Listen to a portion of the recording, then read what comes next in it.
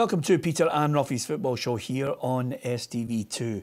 The main talking points on tonight's programme. Lee Griffiths denies he's in the huff over team selection. Neil McCann hits out a joke display as Dundee lose to Hearts. Michael O'Neill set for talks with Northern Ireland, but nothing planned with Scotland.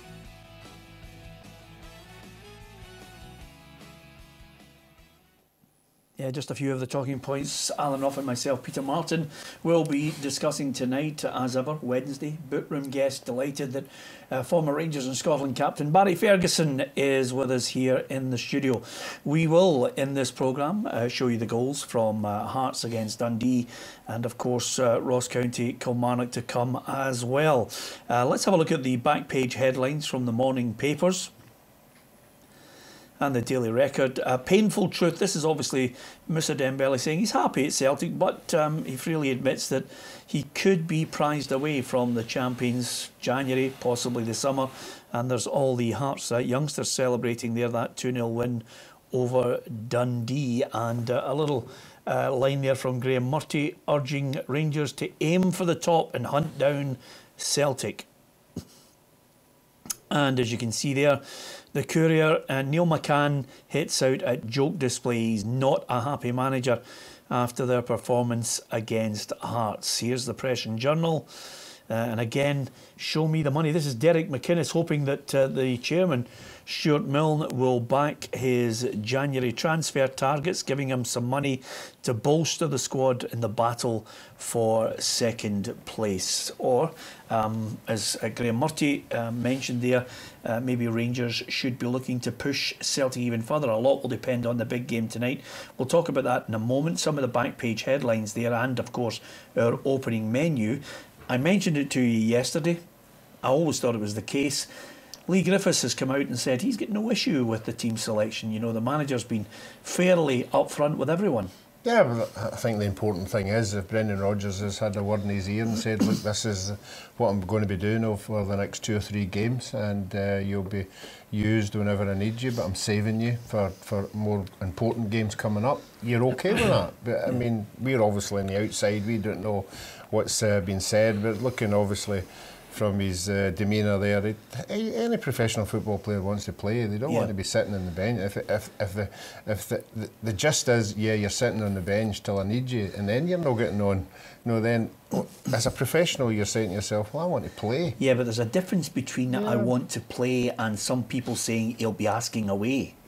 Oh no, I don't think he'll be asking away. I think he'd be very foolish to leave where he is and what he's got. I think he knows his worth to the Celtic supporters. They absolutely love him. You can see every time he comes on and every time he scores a goal, he's an absolute hero. And that's the bit you'll be missing. You know, once you're in there and you're scoring goals when Dembele's not there. You know, the supporters, you know, think you're the bee's knees and you love every minute of it, and all of a sudden you're sitting on the bench. And I'm only saying, as a professional football player, he must be a wee bit upset because he'll want to play. Yeah, here's what the manager Brendan Rodgers had to say, not only about Griffiths, about Dembele, about Edouard, anyone in the team.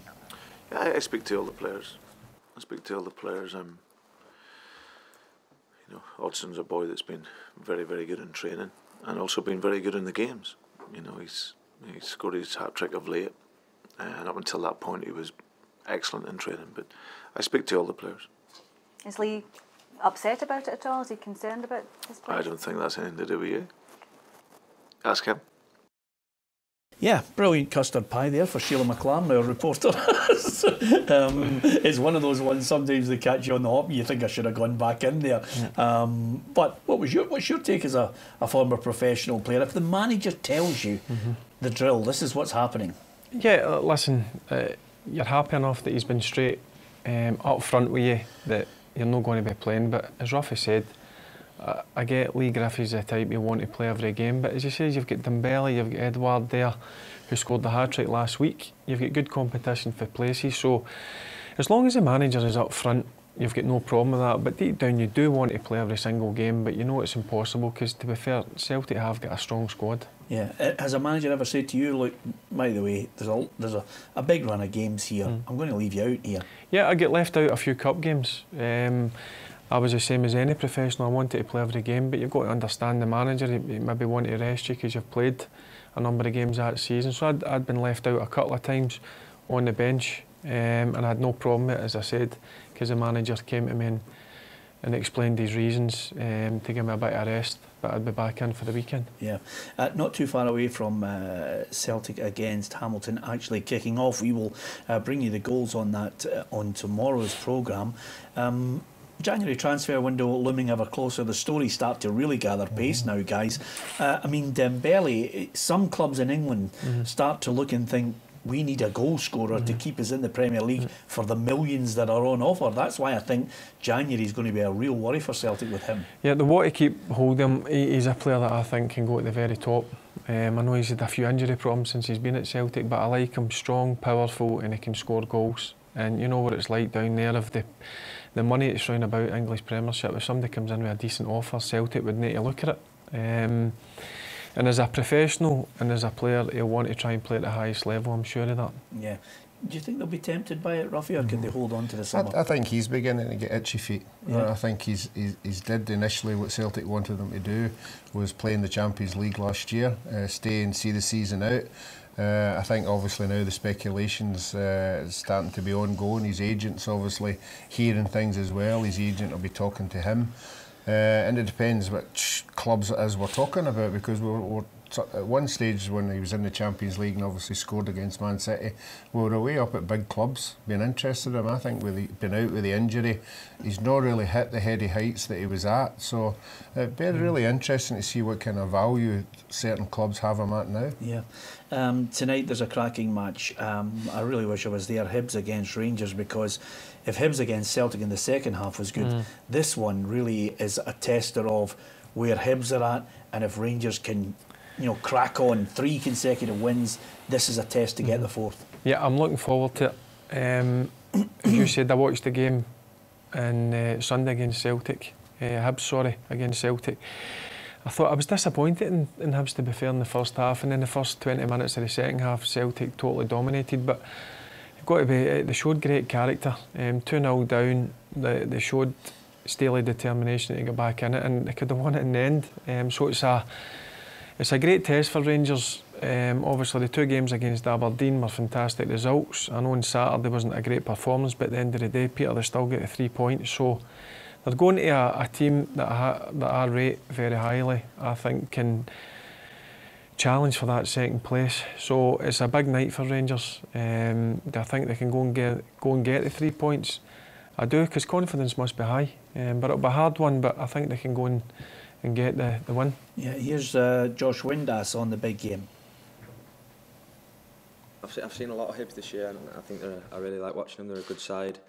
I think it'll be a really tough game. I think Neil Lennon's got them really fired up, and I think they've got a few good players, so it'll be a really tough game for us. But as you've seen over the last couple of games against Aberdeen, when we're on top of our game, I think we're a good match for anybody, so I think it'll be a good game.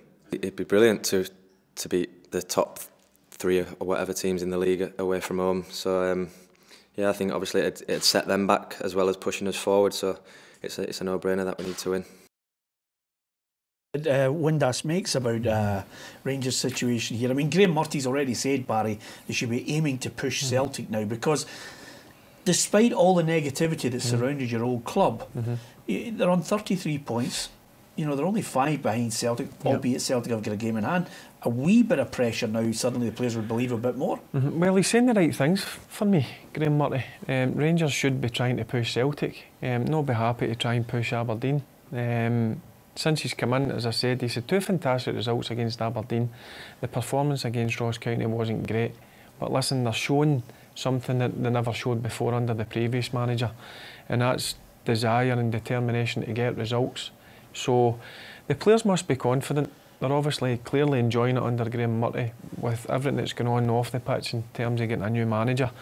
So listen, the words that are coming out of Rangers just now are the things that should be said. Yeah. Do you think he could handle it to the end of the season if some of these results go his way? Yeah, well, I've been open about it. It's different being a caretaker to obviously being the permanent manager. I mean, if he does well, he gets all the plaudits. If he doesn't do so well, I'm going to say, well, he was only in caretaker charge. But for me, he's proven that he can do the job. Whether that's the board, sorry, are going to give him the job until the end of the season. But I would have no problems with him taking it to the end of the season because I think he's done a fine job. Yeah, I think somewhere along the line, I think he's handled himself impeccably well. I think the biggest problem comes after that, Ruffy, because Rangers is not just about picking the team. There are so many other areas that it suddenly can engulf you, swamp you, and before you know it, you're not even talking about football. Yeah, I mean that's why you have a director of football, to take that kind of pressure off you. If you were to say, look, you're in charge of picking the team, winning games, taking training, I'm sure any manager would be happy with that. But the telephone is going to ring, when you're in that office. And I remember speaking to Alec McLeish about it, and sometimes he'd be in there just answering telephone calls and texts and all that kind of thing. So yeah, Barry's right. It's a massive club, and to be in charge of that, I'm sure it's something he's never ever experienced before, but he will get confidence by winning games. Yep, okay, we've got these in our hands. I bet you're wondering what it's all about. We're going to get you to check your baubles, something that we'll reveal to you later on in the programme.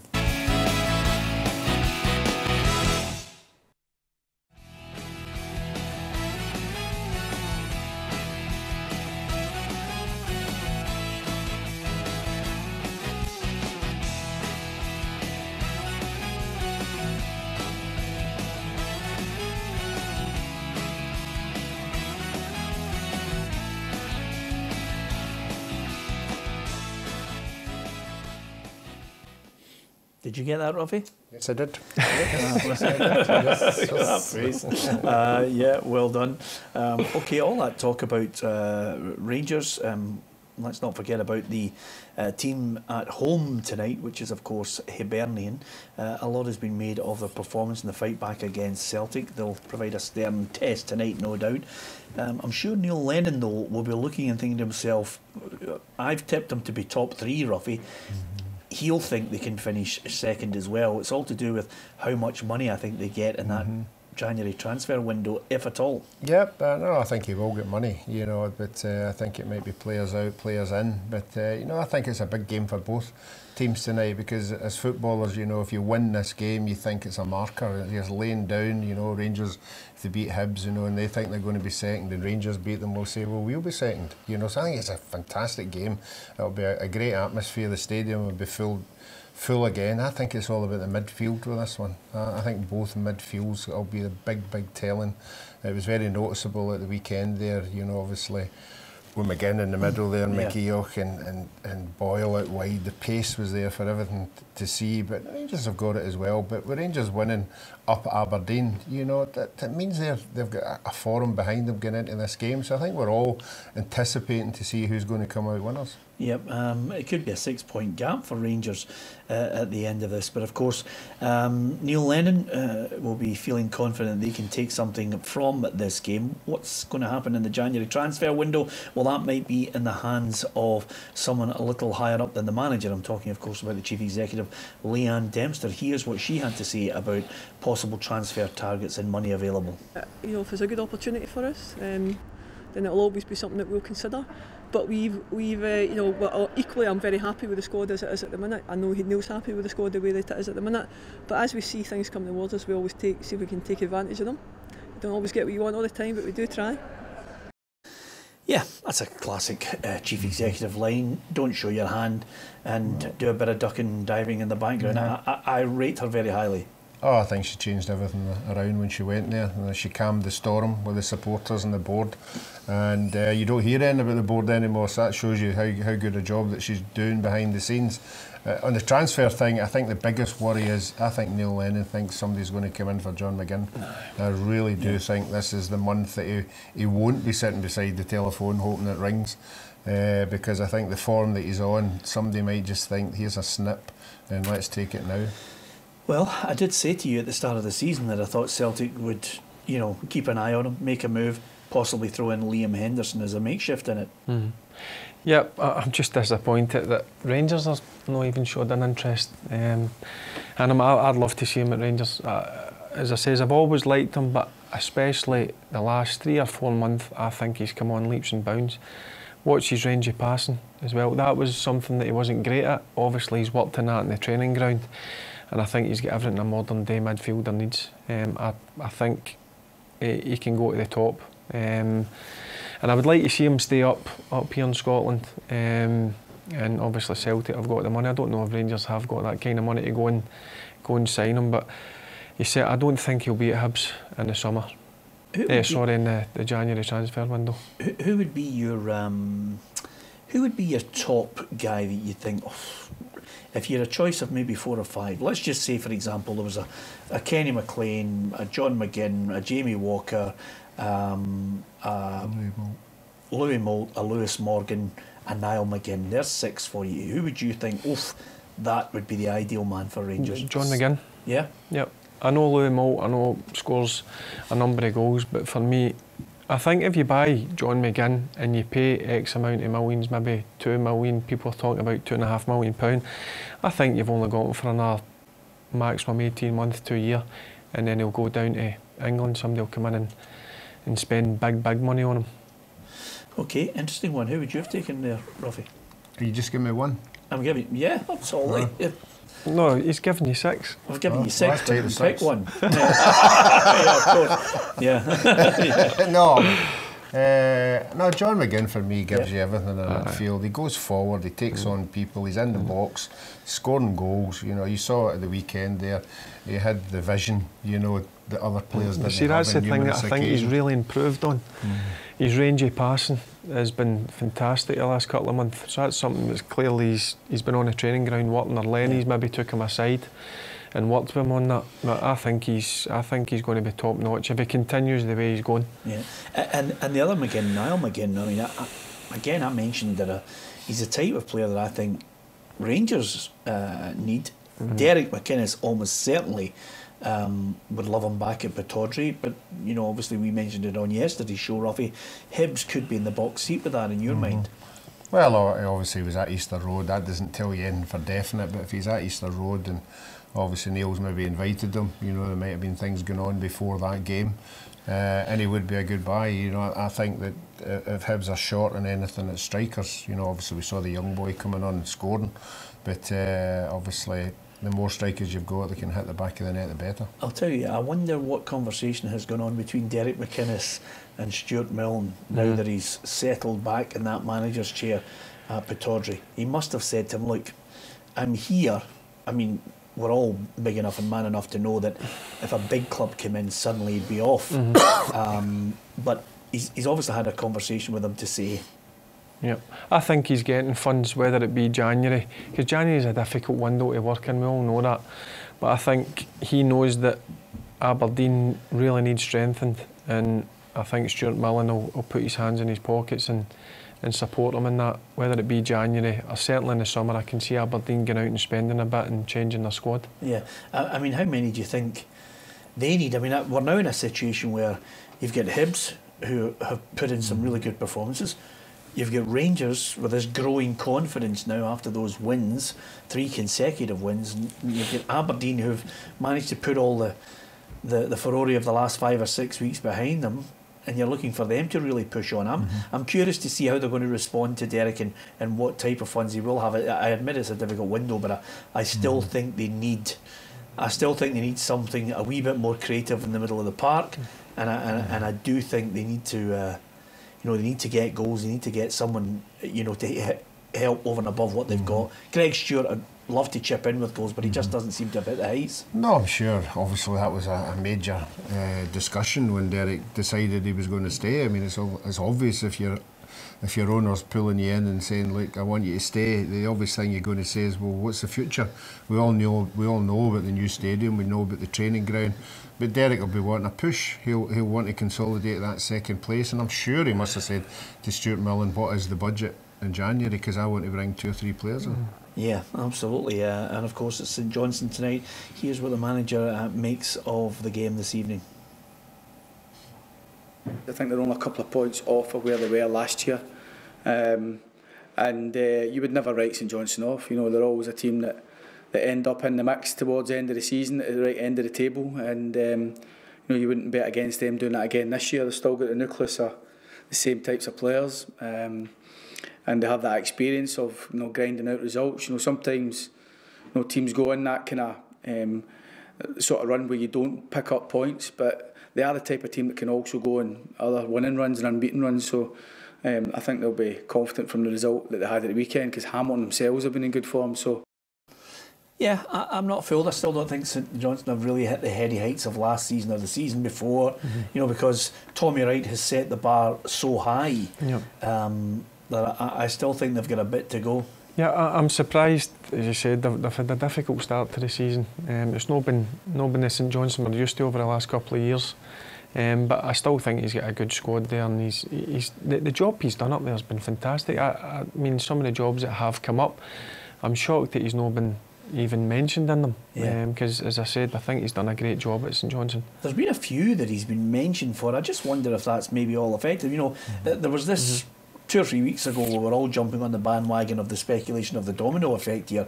Michael O'Neill moves there, Derek McInnes moves there. So, you know, suddenly there are 2 or 3 jobs elsewhere that become available, and Tommy Wright could have been mentioned in the same breath of a Northern Ireland job as well as the Aberdeen job. And I was just about to say that, the Aberdeen job, I think if Derek did go there, I think he was the main candidate to go up to Aberdeen, and even the Northern Ireland job as well. But like, he's a manager that I admire. I mean, the budget up at St Johnstone as well, he's mentioned many a times that it's not great. He's can't compete with a lot of the teams in the division. So for me, he's done a good job. I'm just surprised that he's not moved on. Yeah, I think this is going to be the biggest test this year. Somebody's going to have a look at him, Ruffy. Yeah, I think he's been unfortunate. You know that I think he was, even at the earlier Dundee United was a position that he was obviously spoken highly of, and I think if there is any jobs come up, he will be at the forefront, because he hasn't done anything wrong. He's got, as Barry said, he's got a team with not a very big budget. He's in the top 6 every year. They are entertaining to watch. I just feel this year, like a lot of other clubs, there hasn't been enough turnover of players at St Johnstone. It's been the same players, you know, for the last 3 or 4 years. Obviously, O'Halloran come in there, but I think at certain clubs you need a wee change. You need to move on players and bring fresh new guys in, just to lift the dressing room and lift everything, and unfortunately they haven't had the budget to do that. Yeah, okay. For the Jambos who are waiting to see the goals, well, it's a story of the young guns. We'll be talking about some of the youngsters that are impressing the fans at Tynecastle and the manager, Craig Levein. We'll look at Hearts' win over Dundee, and we'll look at that draw between Ross County and Kilmarnock.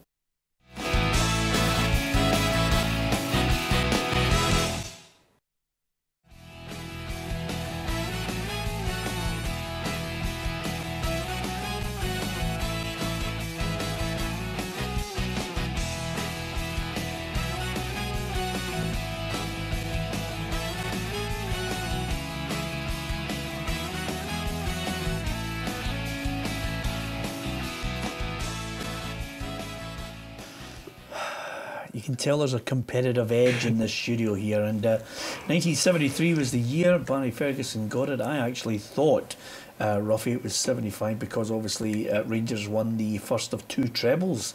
That was the year after Celtic had won 9 in a row. Rangers, Jock Wallace in charge. Yeah, Jock Wallace, I'm sure a lot of the ex-Rangers players have good memories of him, particularly as Barry were talking about the pre-season where he used to take them down to the Gullen Sands, and legendary stories about how they used to train before the season started. Yeah, and I always remember 1973 for a particular Scottish Cup final. I wonder if you can remember. I wasn't born at that, I was 78, so I'll not remember that. All right, okay, just don't rub it in. I always remember it, Ruffy, because I think Tom Forsyth scored the winning goal in the Scottish Cup final. With it wasn't even a tap in, he'd scored it with his back stud from an inch out. I think Derek Johnson had headed it onto the post, come right along the line, and there was Tam, an inch out, bang. I think he was actually turning away to celebrate before he concentrated and actually put it in the back of the net. Yeah, there was a state of shock. You can always tell when a defender who's not used to scoring goals, that look of it's in, to win the cup 3-2. So Jock Wallace was the answer. Let's switch our attention to last night's games. Hearts, well, they got their win of the weekend over Motherwell. They were looking for another confidence booster, this time against Dundee, who've showed signs of some kind of spark of life in them of late, but it was the Jambos who triumphed, Ruffy. Yeah, they certainly, to team selection, young boy Anthony McDonald got given a chance at 16 years of age, you know, fantastic.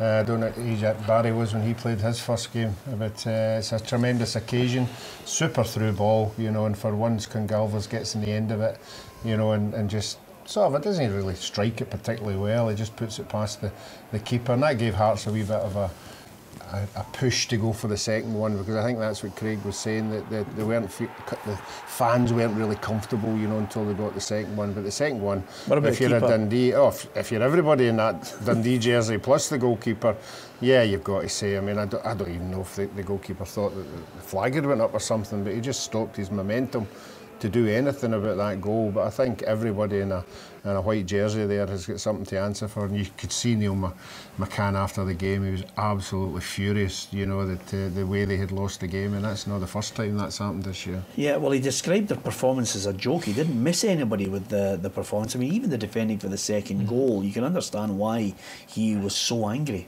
Yeah, I'm not surprised. I know Neil obviously be playing with him, doesn't mince his words. He'll not be happy at the performance, because as you said, they've been on a decent enough run. They've had a couple of good results, obviously one against Rangers and going up to Ross County, which is a difficult place, but that's what I like about Neil. He's straight to the point. He's not coming out and he's letting the players know this is not good enough for Dundee Football Club. So I don't mind a manager coming out and doing that. It's how the players now react to that. Yeah, I'll tell you what I do like though, is I like the fact that when youngsters get their chance, Ruffy, they have to take it. You know, you've got Lewis Moore, you've got Harry Cochrane, you've got Anthony McDonald, Craig Levine, you know, admits that maybe a little bit of surprise, but he watches these guys in training. He knew they would be able to handle, you know, the atmosphere, the demands, the whole thing. No, I think you have to give all credit to Craig Levine. You know, it's okay seeing these young boys and seeing what they're doing in under 21 or development or whatever, but to have the confidence to throw not just one, but two, three of them into a particular game against hardened professionals, it says a lot for him, and I'm sure he'll be hoping deep down that he could maybe leave them in, maybe for another 3 or 4 games, but I'm sure he'll try and rotate it a wee bit. But well done to the young lads for showing that they're good enough to play at that level at 16. Yeah, you were young in the team at Rangers. Everybody was talking about you before you got in there. And what was it like for you when you were in those first couple of games, and you know, your brothers played for them, which I thought was another massive bit of pressure, you know, and then everybody's been raving about you. Yeah, there was a lot of pressure. Obviously my brother had played with Rangers and had a decent enough career at Rangers. But Walter Smith was good when he brought me into the team. Sorry, I was 18. I played, I think, 7 or 8 games, and that was enough. And then he brought me back out, and then I went back into the reserve football. Because sometimes you can get burnt out. Like, these boys are only 16. I mean, I love seeing it. Yeah. It just shows that there's plenty of talent in Scotland. What age were you?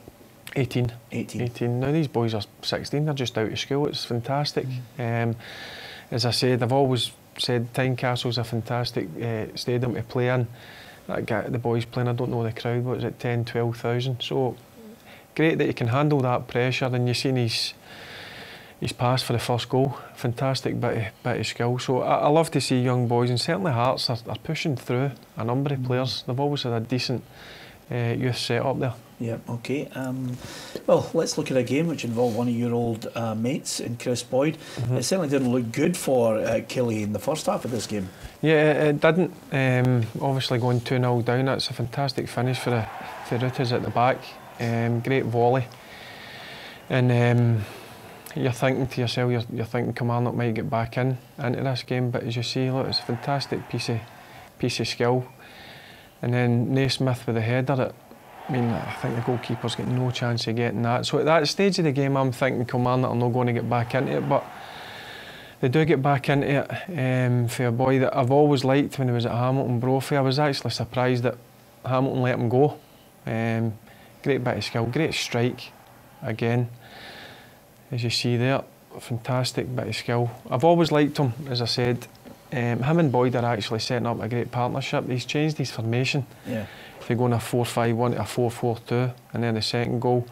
I don't know how Boyd is claiming that. My old teammate Burkie with a fantastic ball in, and Boyd is in the right place at the right time. But they two up front are showing me a bit of form, Brophy and Boyd. They're starting to score the goals. And Steve Clark again, since he's come into Kilmarnock, he's done great for me. Well, I think he must have roasted them at a half time, because I looked at the phone. I seen it myself. And I saw it and I went, what? 2-0? Yep. Never thought that coming. I know what it's like. It's a difficult place to go up with Ross County, and when they go two goals up, I'm thinking, well, they've had a decent away form, Kilmarnock. I'm thinking there's only going to be one winner here, but fair play to the team. He's obviously got them in at half time and told them that, listen, this is not good enough, and they've went out and responded in the right manner and come away with a great point. It's funny, a couple of weeks ago we were talking on the programme, we were mentioning, is this the last year for Boyd? Will he hang up the I actually boots? bumped into him a couple of weeks ago. And did you get a word in? I says to him, obviously he's enjoying the media side, and he's doing particularly well on that side, and I'd asked him, are you going to be playing on? He's had a few problems in the past with his knee. He's just going to see how it goes until the end of the season, but the big man's still scoring goals. He got 2 at the weekend against Partick Thistle, and then another goal against Ross County. It wasn't one of his best ones, but listen, he's there at the right time, and he's a player that he's up there, if not the best finisher that I've ever played with. In training, fantastic. Outside the box, he got a lot of criticism for not being great at holding it up, maybe bringing people into play, but he worked on that as he got older. And but one thing Boyd will get you is 20-25 goals a season, and he's certainly doing that again for Kilmarnock. Well, I think the best thing about it is, I always feel as if he gets service. Yep, he's always said that. That's the thing that he always made me laugh in the dressing room. Listen, just get the ball in the box and I'll do what I do, and that's score goals. He always had confidence in himself, and I loved that about him. And he knew when he got a chance, he got a sniff, even half a chance.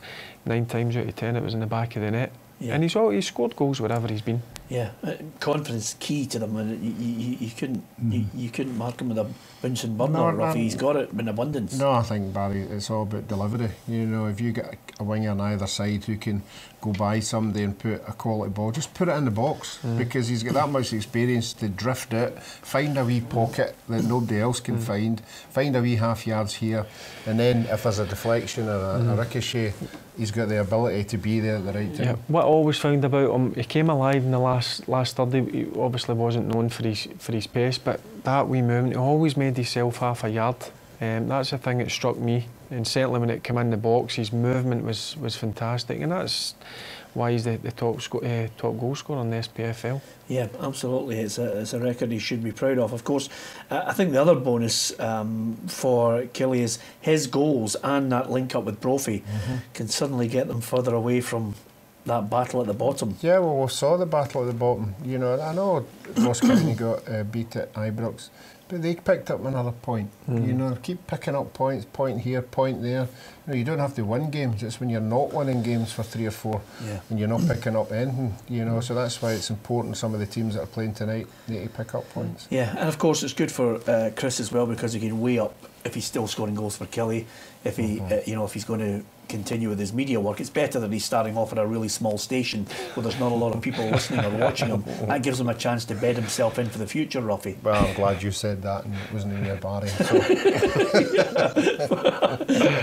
Anything for a noise up with him the next time we meet him. So after the break, I think we're going to talk about this. Yep. I never thought, Ruffy, that we'd be talking about baubles, but we're actually going to be talking about Captain Kirk and Adam Rooney. I don't think we've ever thought that we'd be doing that on a football programme, Ruffy. No, I don't think so, but obviously that, I don't know, I'm interested in as well where the connection is, because well, it's all dying to hear. It's all going to become apparent why we're hoarding our baubles and why Barry has got the sparkly ones. Could it be that it was part of his contract because he's the star? We'll find out after this quick break.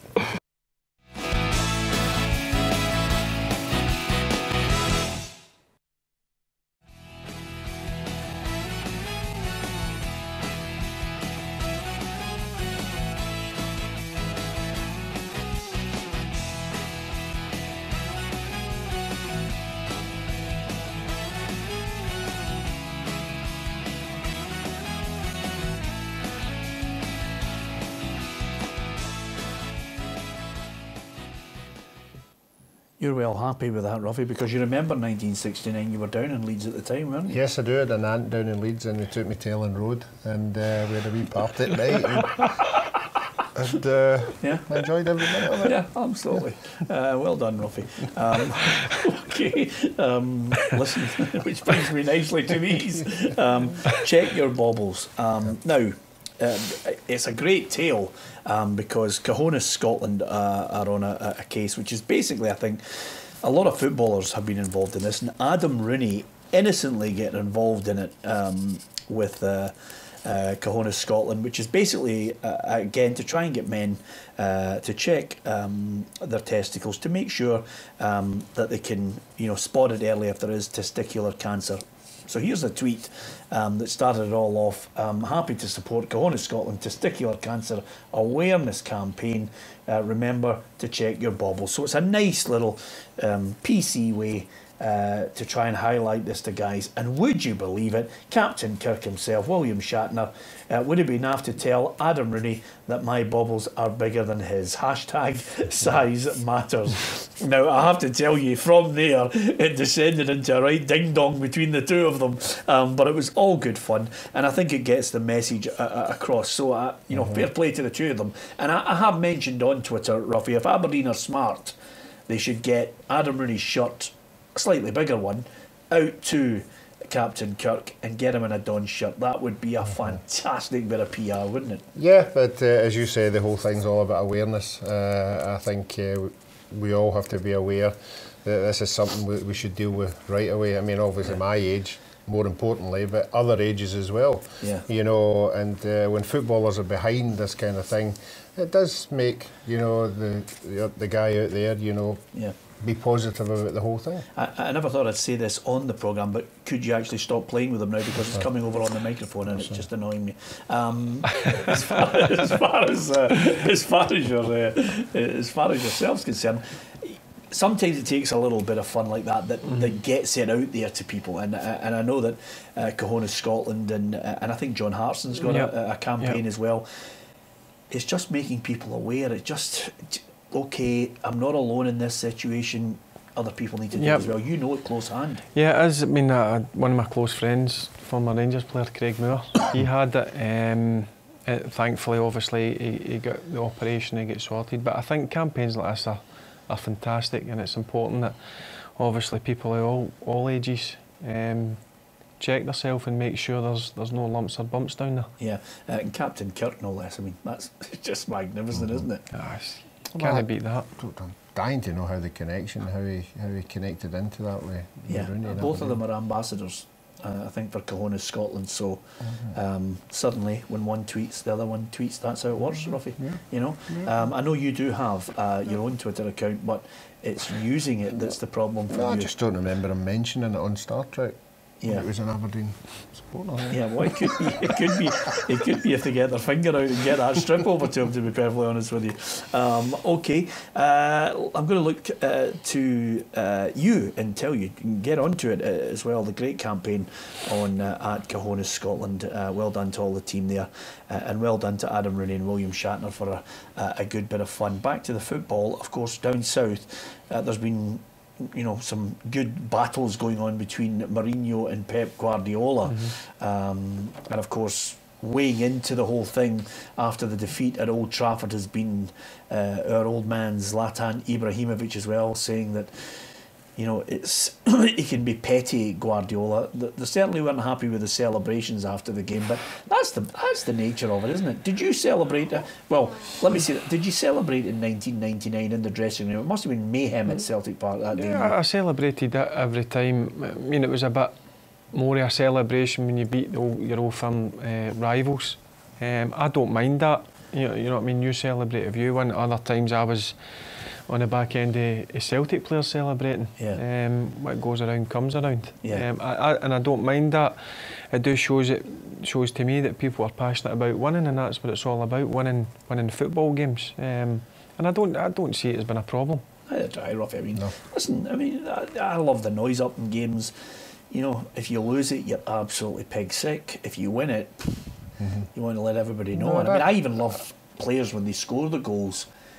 you know, going round and just telling the fans, calm your jets. Ronaldo's great at it. No, it's not as if it's just happened now and then. I mean, I think every club at every level, you know, you want to celebrate, but especially when it's a massive game and the pressure's on and if everybody's waiting to see who's winning, whether it's a cup game or a league decider or whatever. But no, I mean, I think it's a new thing now. Not in my day, but there used to be like radios on, you know, and you play music. I think that was something. They had the music right up, and but that. I mean, they still got that. But you've got to deal with it, you know, because as Barry said, if it's you, then you're doing it. I think it's worse when you're at a stadium when the two dressing rooms are quite near each other. Yeah. No, that when people banging walls and all that stuff, you know, but. You've just got to get your head down and just get on with it because that's part and parcel of the game. What are they expecting you, if you win the game, just to come in and sit quietly and go in and get your shower and get dressed and walk out? No, you're going to be coming in, giving each other high fives and having a bit. It's your biggest rivals you've just beaten. Yeah, so in their own backyard. And of course, the other good thing about it as well is you know, you've taken a major step, which I think they have, to the title because I think it's a. It might be too early to say, but I think it's an unassailable league now. I can't see them being caught. I mean, I love the line from Lacazette of Arsenal, who says Arsenal need a miracle. I didn't even think they were in the running for a miracle. Never mind even cutting it close. They're 17 points behind. Yeah. They're not even in it. Yeah, 17's a bit much, but they are all capable enough of beating each other. But I mean, Man City would have to go through a right bad run. But the other thing about it is, I think it was good that all these big money stars were celebrating because a criticism that gets attracted to them is they don't care.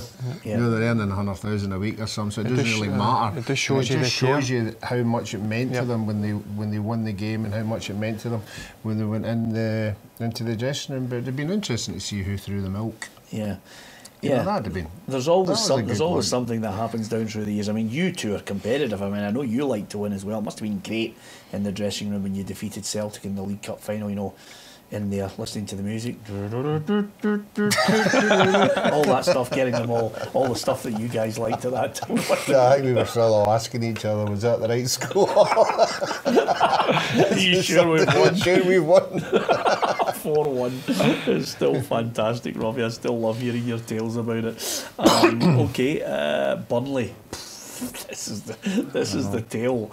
I mean, you can talk. Leicester will never be beaten in my lifetime. I think that was just the ultimate fairy tale, and then they ruined it the year after.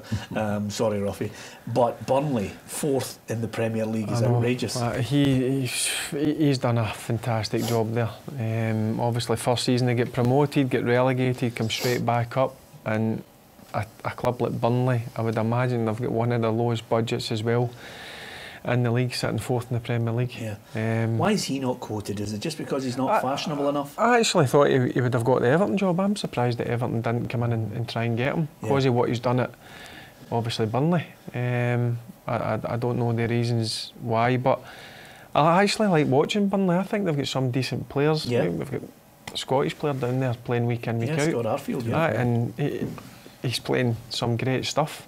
He obviously went down there when they were in the Championship, but he's now an established Premier League player playing his part for a good team. I think the great thing about it from Sean Dyche's point of view, Ruffy, especially in that league with all the money that we talk about week in, week out, with envy at times, the board will look at them and go, they're definitely staying up.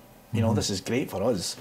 I'm led to believe that next year there's going to be more money put in if you stay in that division. I think that is going to be the pressure point this year, that nobody can really afford to drop out of that league this year. Yeah, and one of them I think is Newcastle. It's interesting, they're moving ever closer now to Mike Ashley coming out of football altogether.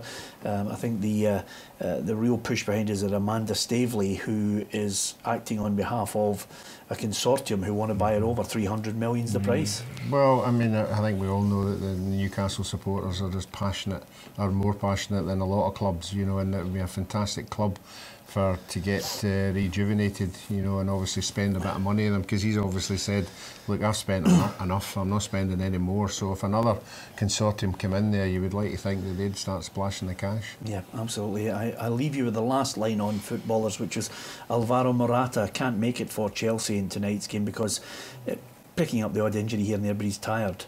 I think his wife's close to having a baby, if she's not already had it, Ruffy. He must be on about 150, 200 grand a week. He's tired. Yeah, it's the modern age now, innit? In their time, it'd be just get your backside in here in the morning. Yeah. You know, we're training at 10. I'd love to have been a fly in the wall when Barry walked into Walter and Archie. Said, I'm feeling a wee bit tired, could you leave me out? I think you know the farm. And I can't say on here. Yeah, absolutely. But I think it might have something to do with baubles. But nevertheless, we'll leave you with that thought. Thanks to Barry Ferguson for joining us on Wednesday night's programme. Tomorrow night on the programme, former Hibs player Mickey Weir will be joining us to talk all things Hibs. We'll maybe take a trip down memory lane with him as well, get his thoughts on Hibs against Rangers from tonight. We'll bring you the goals from that as well, from Barry and from Alan Ruff and myself, Peter Martin. Thanks for watching. 7:30 tomorrow on STV2.